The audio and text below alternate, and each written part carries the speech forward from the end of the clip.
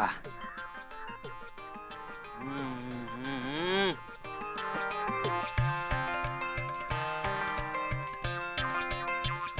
वा वा वा. वाह वाह वाह.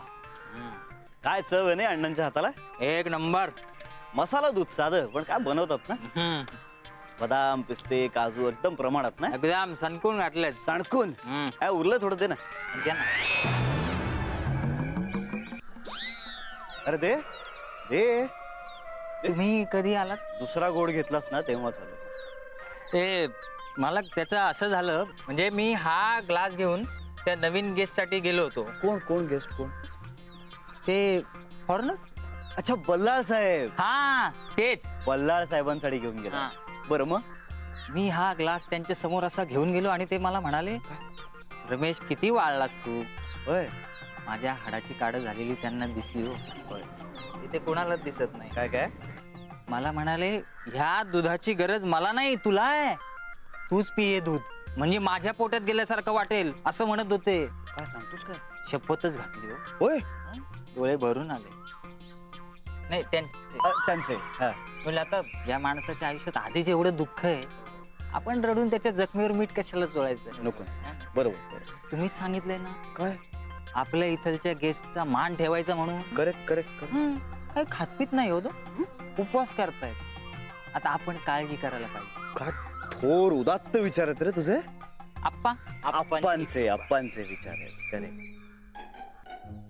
मला सांग तुला काय आवडतं रे. असा पुलाव पाणीपुरी पावभाजी का असं मोदक पुरणपोळी असं साजूक तूप वगैरे घातले.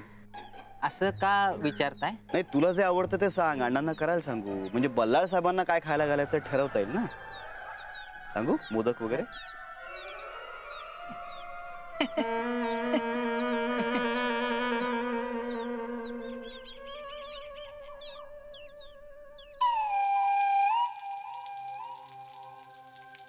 बल्लाळ सर अहो काय तुम्ही काहीच खाल्लं नाही.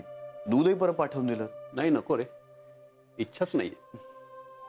इथे तुमच्या माझ्या इच्छेचा प्रश्नच नाहीये. इथे आपली ती आजीबाई श्रेया तिच्या इच्छेचा प्रश्न आहे. खा तिच्यासाठी. तुम्ही खाल्लं नाहीत ना तर ती मला खाईल. तेव्हा प्लीज खा काहीतरी. तुम्हाला काही मागवू का. ब्रेड मागवू का. निदान ब्रेड बटर तरी खा, पण असे उपाशी न करा. खा. असे पाहताय का. मला स्वतःला पाहतोय तुझ्यात. इथून गेलो ना तेव्हा असाच होतो. सगळ्यांची आपुलकीनं वागणारा, सगळ्यांवर प्रेम करणारा बल्ला. तू 25-26 वर्षाचा असशील ना. या मी पण नुकतीच 50शी पार केली. म्हणजे आपल्या दोघात एका पिढीचं अंतर आहे.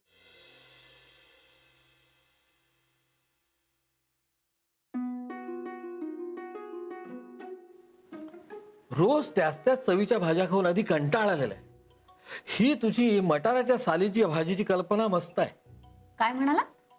हेच म्हणालो की तुझी मटाराच्या सालींची कल्पना मस्त आहे. अरे देवा, काय गोंधळ घालून ठेवलाय मी.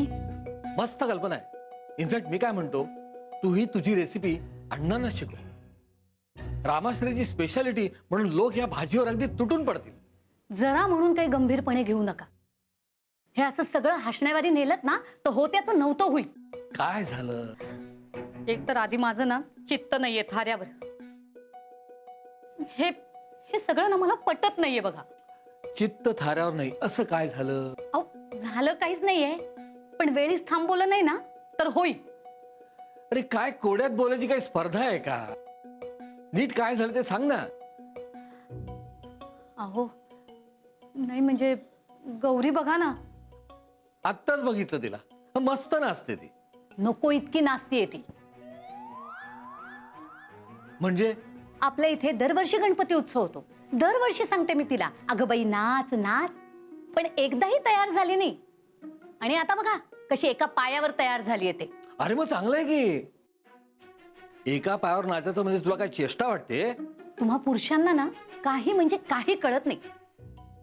आता 2 महिन्यापूर्वी गोखले वहिनींच्या जावेच्या भाचीचा मेहंदीचा कार्यक्रम होता ना, तेव्हा त्या म्हणत होत्या नाच, पण नाही तयार झाली. आणि आता गोखले वहिनींच्या जावेच्या भाचीची मेहंदी आणि रामाश्रयचा गणेशोत्सव. अरे काही तुलना होऊ शकते का. कमाल करतेस तू. कमाल तर तुमची वाटते मला. पाहूनही न पाहिल्यासारखं करताय तुम्ही. कपिलमुळे तयार झालीये ती. झालं का पुन्हा तुझं सुरू? ह्या बाबतीत काळजी वाटते हो. उद्या काही वेडं वाकडं झालं म्हणजे. काही वेडं वाकडं होणार नाही. हे बघ, मालक आणि गौरी एकमेकांचे मित्र आहेत आणि मी माझ्या मुलीला नीट ओळखतो. मी नाही ओळखत. ओळखतेस ना, मग असली काळजी करत कशाला बसतेस? हे बघ, सध्या मालकांवर खूप ताण आहे आणि रामाश्रयावरच्या लोकांना तू ओळखतेस. एक से एक वल्ली आहे. आता आपल्या मालकांना जर वाटलं की आपलं मन कुठेतरी मोकळं करावं तर त्यांच्यापाशी गौरीशिवाय दुसरं कोण आहे सांग मला? पण ते तेवढ्या पुरतच मर्यादित राहिलं तर ठीक आहे. ते तेवढ्या पुरतच राहील. तू चिंता सोड आणि मटाराच्या सालींची भाजी टाक. खूप भूक लागली. वा, आज मटाराच्या सालींची भाजी.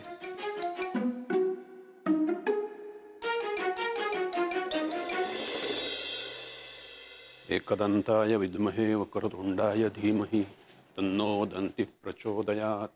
गणानान्त्वा गणपतिं हवामहे कविं कवीनामुपमश्रवस्तमं. ज्येष्ठराजं ब्रह्मणां ब्रह्मणस्पतान् शृण्वन्नोतिभिः सीदसा.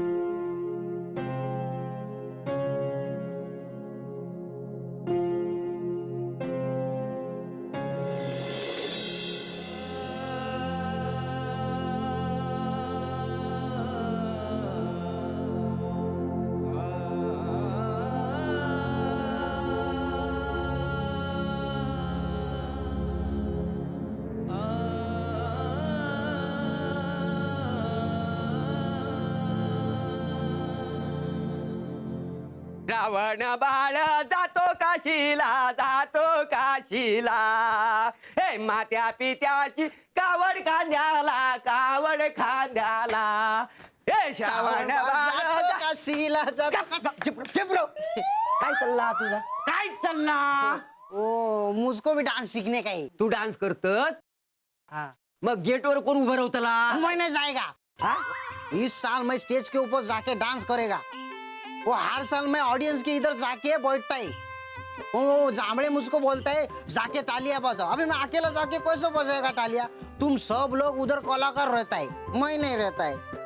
होय रे बराबर. म्हणजे तुका कलाकार होऊचा नाही काय, मी तुका शिकवताय बरोबर. माझी स्टेप पकड. बाले डान्स खाऊची काम नसत. हा श्रावण बाळ जातो काशीला. जातो काशी. ही स्टेप हा स्टेप बराबर पकड नाही तर गेटवर जा बघू. करते मैं बराबर करते. ह्या जमात काय तुका दूसरा कुछ सिखाओ ना मुझको. एक चान्स देतय तुका. एक चान्स बाले डान्स सोडून. हा बरोबर स्टेप पकड. हा ए पोरी लगीन कधी करणार लगीन गो, कधी करणार? प्रेम आहे तुझ्यावरी. पोरी लोग पोरगी गेली पाळान माहितीये. कसलो डान्स करतस तुका काय जमवतो नाही. तू आपलं गेटवर जा बघा. वो मुझको है ना एक गोली डांस आता है. अच्छा सत्य पिक्चर मधलो गोली मार भेजे तो डान्स ये नहीं मग हे? दूसरा ये. ओ मी हाय गोली सोरील्या गोली ओ मुंबईच किनारी ओ हानल्यान गोली नसतंय कोली. चप्पल बघलस एका गोली नाही कोली डान्स बोलतात. काय बोलतात? कोली डान्स. नाही येत पैसे ह्याच्यात. बल्लाळ साहेबांनी गणपती समोर एक पैशानं भरलेलं पाकिट ठेवलं होतं, ते आता रिकामं. कुठे गेले पैसे? पैशांबरोबर अतरंगही नाहीये. आता जोवर त्या पाकिटातल्या पैशाचा छडा लागत नाही ना, तोवर आपण कुणी इथून हलणार नाही. मग कुठलीच पूजा नको, आरती नको, प्रसाद नको, काहीच नको.